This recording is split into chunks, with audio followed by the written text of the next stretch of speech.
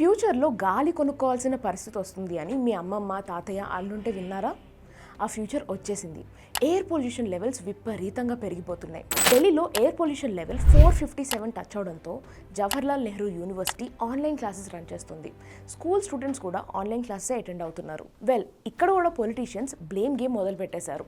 Central government state గవర్నమెంట్ని blame చేస్తుంటే state government ఏమో సెంట్రల్ గవర్నమెంట్ని బ్లేమ్ చేస్తోంది. యాజ్ యూజువల్గా హీరో విలన్ కొట్టేసుకుని మధ్యలో కమెడియన్ అంటే జనాలను బలితీస్తున్నారు. ఢిల్లీలో state environment minister Gopal Rai, union environment minister Bhupendra Yadav ఎప్పుడూ ఎన్వైర్న్మెంట్ని పట్టించుకోలేదు అని, దీనికైనా రెస్పాన్సిబిలిటీ తీసుకుని రిజైన్ చేయాలి అంటున్నారు. అంతేకాదు ఢిల్లీలో స్మాగ్ వల్ల 22 ట్రైన్స్ డిలే అయ్యాయి, 9 ట్రైన్స్ని రీస్కెడ్యూల్ చేశారు.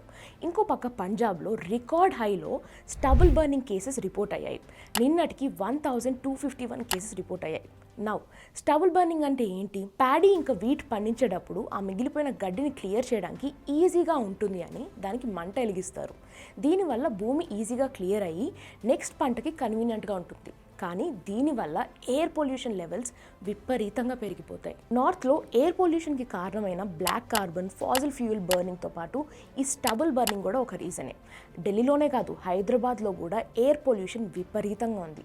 దివాళీ తర్వాత కొన్ని చోట్ల 605 టచ్ అయితే ఈ రోజు కూడా కొన్ని చోట్ల ఎయిర్ క్వాలిటీ ఇండెక్స్ 202 ఉంది. ఫర్ ఇన్ఫర్మేషన్, 0 to 50 ఉంటే హెల్తీ ఎయిర్ అన్నట్టు, అదే 51 to 100 ఉంటే మోడరేట్ ఎయిర్ క్వాలిటీ అన్నట్టు, 101 to 151 ఉంటే కొంతమంది సెన్సిటివ్ కేటగిరీలో ఉన్న పీపుల్కి పడదు అన్నట్టు, 151 to 200 ఉంటే అన్హెల్తీ ఎయిర్ అన్నట్టు, 300 to 400 ఉంటే సివియర్ ఎయిర్ క్వాలిటీ అన్నట్టు, అదే 400+ ఉంటే డేంజరస్ ఎయిర్ క్వాలిటీ అన్నట్టు. అది పరిస్థితి. ఈ గాలి పీల్చితే మనం రోజుకి 1.4 సిగరెట్స్ కాల్చినట్టే. సపరేట్గా స్మోకింగ్ చేసి హెల్త్ పాడు చేసుకోవాల్సిన అవసరమే లేదు. ఈ గాలి పీల్చితే సరిపోతుంది. క్రాకర్స్ బ్యాన్ చేయడం లాంటి చిన్న చిన్న స్టెప్స్ కూడా తీసుకోకుండా నీది తప్పంటే నీది తప్పు అని బ్లేమ్ చేసుకుంటూ గవర్నమెంట్ కూర్చుంటే ఎవరికి నష్టం?